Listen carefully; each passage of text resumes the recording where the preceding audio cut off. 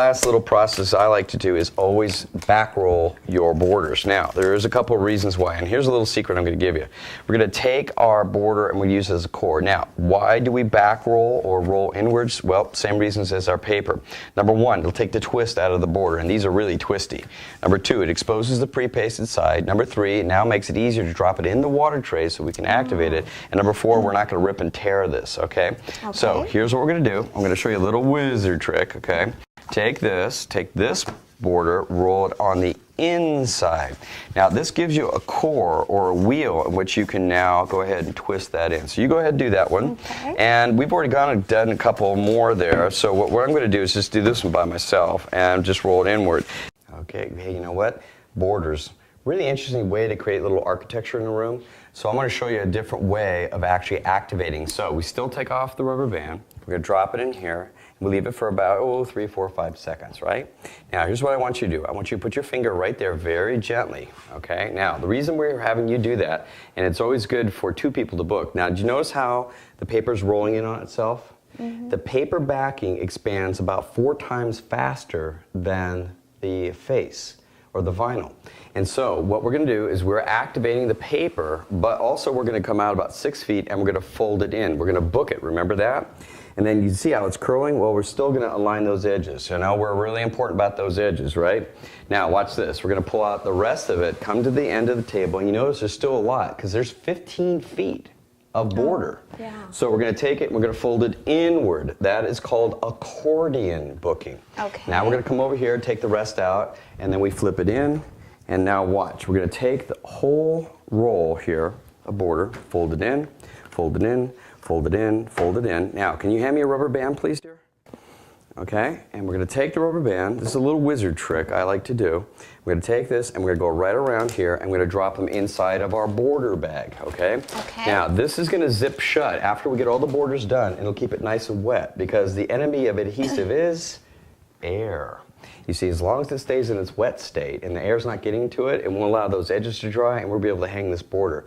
How long can you let this go? Probably about 5, 6 hours. I've even done overnight, but you don't want to go too far because then it's going to start to dry out. So let's go ahead and do this one more time, you and I, okay? Drop in like that, take it in.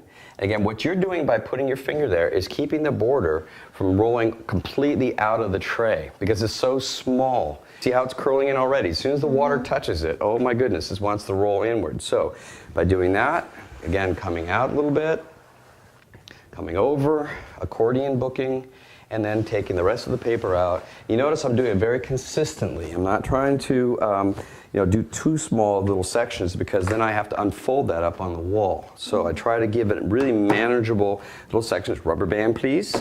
Okay. That comes right around like so.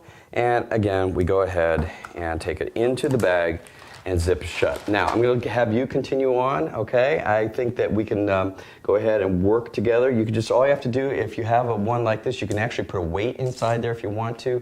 Or you can go ahead, again, the same thing. Remember, the pattern side is always down and the paper side up. You know, there's always a finishing touch to a room and borders can add a lot of depth and character. So we're going to take our book paper and what I'm going to have you do, you took off the rubber band, excellent.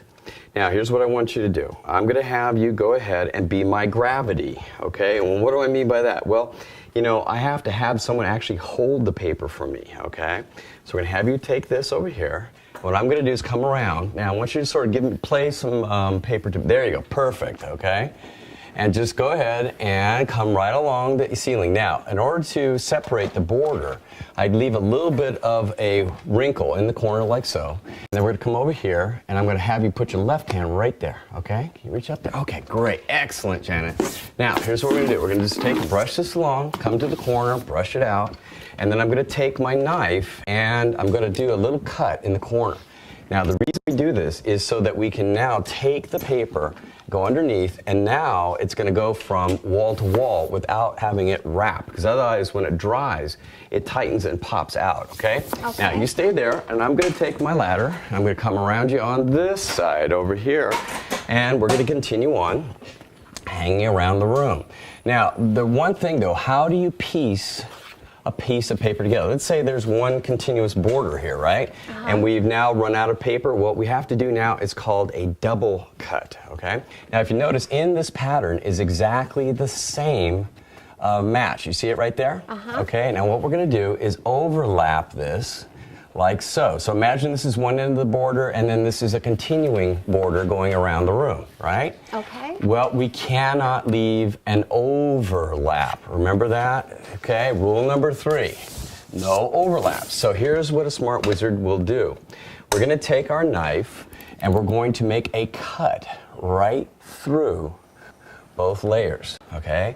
Now this is going to remove the top, then we're going to come underneath, and we're going to remove the under. And now we just pop that out, and now we have it matching, and we can continue the pattern along on the wall, okay? Great. So we're gonna go ahead and just take and smooth it so it's together. When I bring it together, you'll see it absolutely just disappears, okay? Now, that's the way we continue, but we do have to wash and dry it. Okay. So I'm gonna have you go ahead and just start over here, and just as far out as you reach, and then just wipe it. And then, of course, what you need to do is then dry it. And we continue on, and that's the best way to handle a border.